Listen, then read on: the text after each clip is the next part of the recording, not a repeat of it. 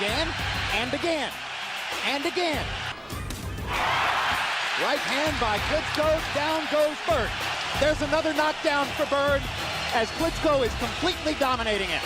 And that's the end of the fight as Bird's face is a bloody mask, leaving himself exposed as he knocks Brock down with a right hand. Knockout win for Klitschko in the 7th round. Boom! That's what heavyweights are supposed to do. After sustained punishment for the first 5 rounds, Klitschko knocked Rahman down in round 6, and the end was in sight. He gets Hay against the ropes and lands a left and a right. And Vladimir is hurting him with every punch at this moment. Now there's another knockdown. 2 knockdowns in this round. And there's the 3rd knockdown of the round and the 4th knockdown of the fight. Klitschko would cruise to a unanimous decision victory, his 15th consecutive successful title defense.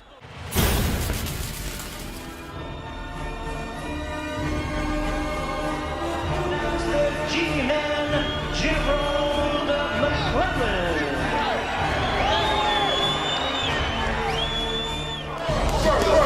Look at the man's record. Had 20 odd knockouts in the first round. The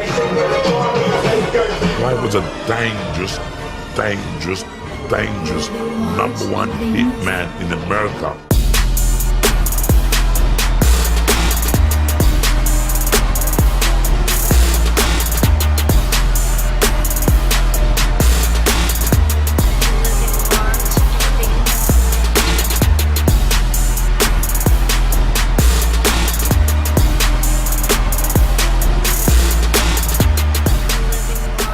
American writer that I was reading this week rates you as the number 2 in the world pound for pound.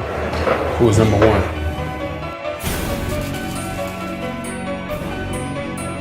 Dr. Eisenhower's Dr. Iron Fist. Legally.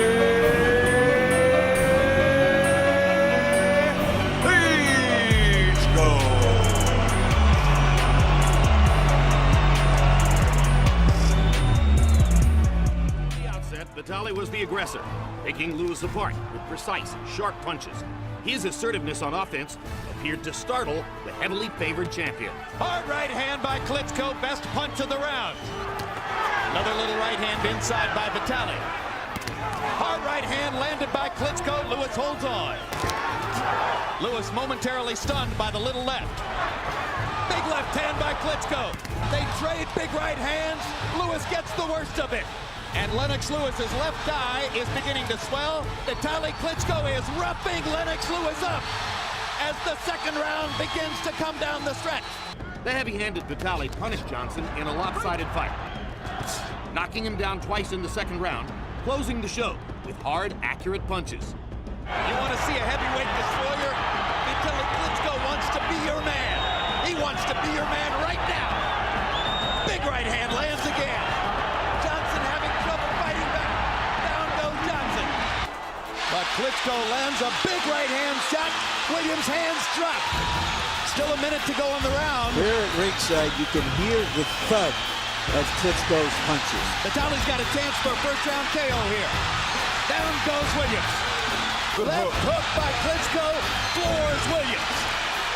That was about a 3-inch left hook. That was stunning.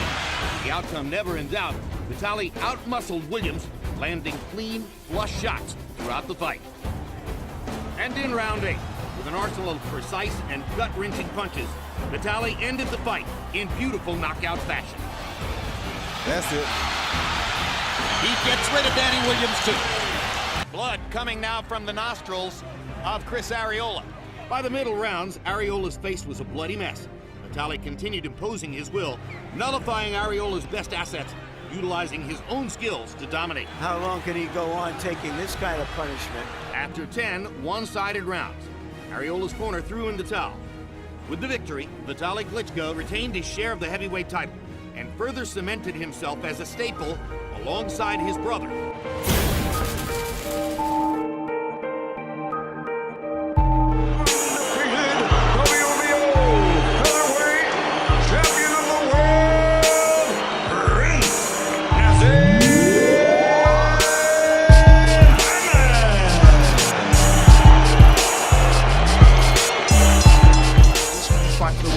watch it? Definitely, you're going to see it for yourself. I'm so relaxed, I'm ready to do the business. It's not that you're taking your opponent too lightly tonight. No, I'm not taking him lightly, but he's going to get beat, just like the rest. Has been listening to that punch. Oh, well, that wasn't it. His jaw was loosened with that. The finishing punch was a beauty. Bang. Oh, bingo, he had no option there, did he? Bangs them in hard. Oh, and a big left hand puts Bungu on the floor. He's a man who's been operating at world level now for years and years and years. And he's got him again. Billy Hardy once again sprawled on the canvas. It's all over. So, a 2 knockdown first round win. Bang. Beautiful right hand. And look at the pain on Hardy's face. oh, terrific right hand. He is quite a talent, isn't he? He is. He makes them miss by fractions. And there we see that quick counter. And it's got Angeles in all sorts of trouble. Block those punches from whatever angle. A right hand gets through from Adesanya. Good solid right hand there. Oh, left hook. And another left hand. Absolutely extraordinary. It was the extra power of Naseem Hamed. If this fight is not finished in the first round, it's because Nad doesn't want, but yet it's all over. Oh dear. Slides down the front of him. Left, right, right. And once again, you see the awesome punching power of Prince Naseem Hamed.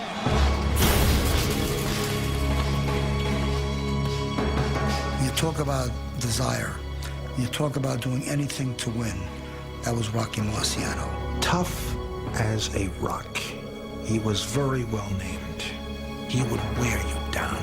It was like going up against granite. On offense, he never gave you the ball. He was one of those great competitors. Long range right that stuns Rex Lane, and then he crumples forward to the canvas. Watch, a left, another left crumples Lewis, a blazing right, and Lewis sails through the ropes. Matthews is down. 2 lightning fast left hooks. Intent on staying away now. Be careful. There's a right hand, Walker. Left hook. He connects with a smashing right, another right, a left, and another right sends the Stars are sailing back through the ropes. 3. He gets under my left, so I just shifted right back again behind the right hand. Dead game. What a right hand and a left, and down goes San Taco. Just not the steam on it. There he goes, in his own corner. I see his legacy as a fighter, as a man of indomitable courage.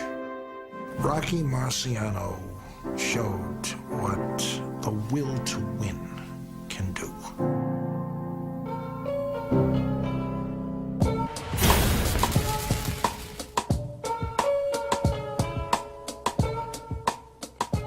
The most vicious.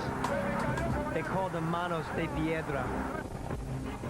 That name, Manos de Piedra, is true. Hands of stone. Every punch that he hit him with felt like bricks, stone, rocks. He was a born fighter, a warrior. Some called him a savage. To his people, he was a hero.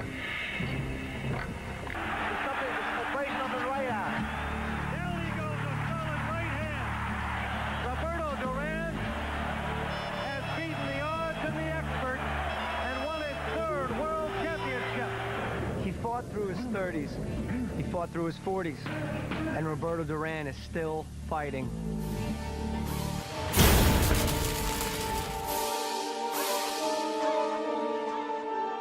You've seen great punchers.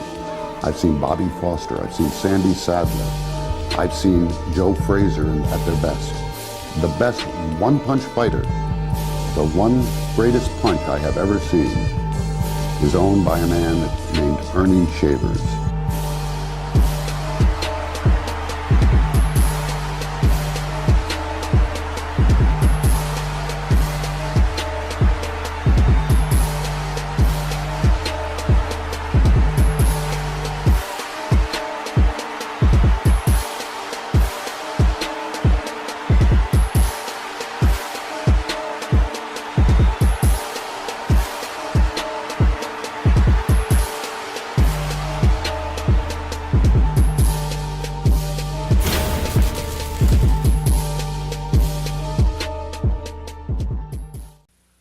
young man, Foreman was regarded as one of the sport's most brutal contenders. He's not normal. He was never normal. Frazier has never taken this kind of punishment. When he hit Joe Frazier, I thought the world was coming to an end. That George Foreman intimidated the hell out of a lot of opponents. He would just come in, growl, throw punches, and go home. George was once as feral a figure or as demonic a figure as Mike Tyson. Easy. George was kind of a freak. George was unusual. George was one of a kind. If you could survive 1 or 2 rounds with me, which would be a lot of pain and probably a lot of heartbreak in your life, because not only could I hurt you for those few rounds, 2 or 3 rounds in my previous career, I could really do damage to your body physically and your brain. There weren't, like 12 champions. There was one guy. George Foreman! George Foreman! George Foreman! George Foreman! He was good guy, bad guy. I'm heavyweight champ of the world. All of the skeletons, they're out of the closet. Knockout by George. Down goes Frazier. All these things couldn't possibly have happened. They did. That's what made him the greatest boxer of all time. Look at my life. If you can dream anything, you can do it.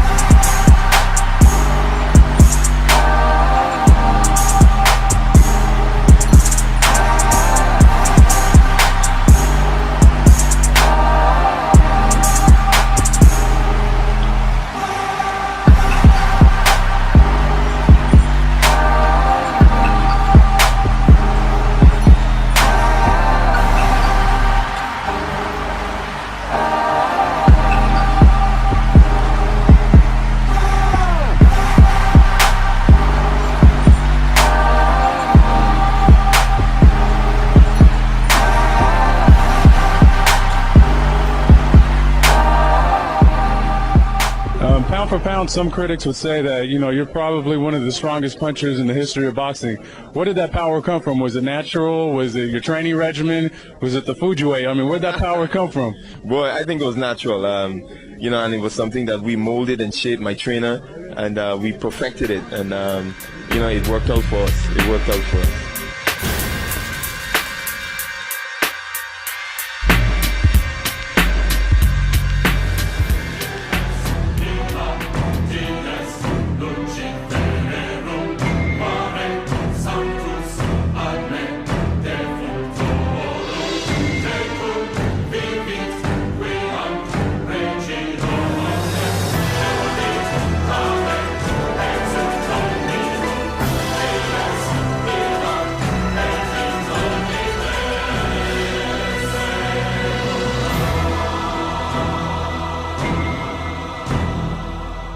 This man was a killer. He was there. He came in without a robe. He came in without trappings. He came in to destroy you, and you knew it. He was flattening everybody. And here's this guy walking around with these black trunks and black shoes and looking like, something who had emerged out of the primordial ooze. And Ratliff will sit it out. I'm going to fight, and destruct the world because I'm the best fighter in the world. When Mike Tyson stood in his corner and the bell rang and he banged his gloves together and all you could see were his eyes and they were ferocious and he ran across the ring, there was an adrenaline rush that you had that was just astonishing. He was dynamic, savage, ferocious. Mike Tyson wanted to kill people. Kid Dynamite. He hits you like a stick of dynamite and your head blows off. He was a guy without pity. He did not give a about the guy he was fighting. Nothing. How dare them challenge me with their somewhat primitive skills? They're just as good as dead. I watched him in Atlantic City against Michael Spinks, and he came out that night, and Michael Spinks looked across the ring and didn't want to fight. This was a man who was going to break Rocky Marciano's 49 straight wins. This was a man who was the baddest man on the planet. His words, an extension of John L. Sullivan's, I can lick any son of a bitch in the house. Come one, come all, because nobody can get close to me. They're not even close. I'm the best fighter in the world.